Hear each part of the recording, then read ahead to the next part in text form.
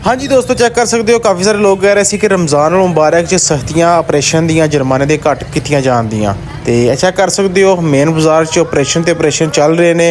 बारिश लगी है फिर भी जो सीओ साहब खुद ऑपरेशन के दौरान मौजूद ने। मेन बाजार जिथे भी गैर कानूनी चीज़ नज़र आ रही है उन्होंने खिलाफ सख्त तो सख्त कार्रवाई की जा रही है ते उस कार्रवाई च यह चीज़ां आ जांदियां कि सख्त तो सख्त जुर्माने किए जा रहे हैं। अज 8,000 रुपया जुर्माने होए ने। चेक कर सकते हो सीओ साहब ने खुद कापी फड़ ली। 8,000 रुपया इन्होंने सारे गोश्तां नूं जुर्माने किए जा रहे हैं कि तुसीं रेट ज़्यादा लाए ने। सरकारी रेटा के मुताबिक मोटा गोश्त जो बीफ गोश्त है वह रेट है 900 रुपये किलो तो इन्होंने भाई साहब बराने दी तय 1100 रुपये किलो। उस तो बाद गोश्त की चेक कर लेने वजन कि क्या किलो पूरा है। गोश्त वाले भाईजान कह रहे थे कि असी किलो तो ज़्यादा गोश्त दिता है तां वास्ते 1100 रुपया लिया है। चेक कर सकते हो कि इन्हों की गुफ्तगू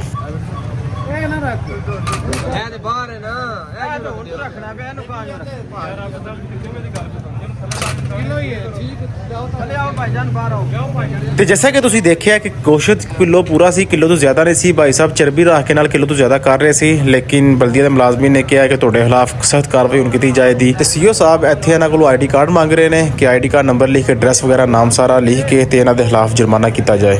तो चेक कर सकते हो चौधरी अब्बस साहब जो इन्फोर्समेंट इंस्पैक्टर ने चलान कर रहे हैं। तो क्लोज होर करके दिखाने। चेक करो 8,000 रुपया जुर्माना किया गया इस दुकानदार नूं ते जुर्माने दे के नाल फौरी वसूल भी किए जा रहे हैं। चेक कर सकते हो 5 6 7 8। कि अगर इन्हों की लोकेशन की गल की जाए कि मेन बाजार च अलनूर पिज़्ज़ा हट एंड फास्ट फूड के बिल्कुल सामने दिन ब दिन बहुत ज़्यादा प्यार मिल रहा है शहर विचों ते बहुत ज़्यादा सपोर्ट कर रहे हैं बंदे इस ID नूं सानू ते जिहड़े सपोर्ट कर रहे हैं उन्होंने बहुत बहुत शुक्रिया। तो जिन्होंने अजे तक इस पेज नान पार्टी 70 फॉलो नहीं किया जल्दी नाल फॉलो करो। इस वीडियो शेयर करो, कमेंट अपनी राय का इजहार जरूर करो। मिलते हैं अगली वीडियो। अल्लाह हाफिज़।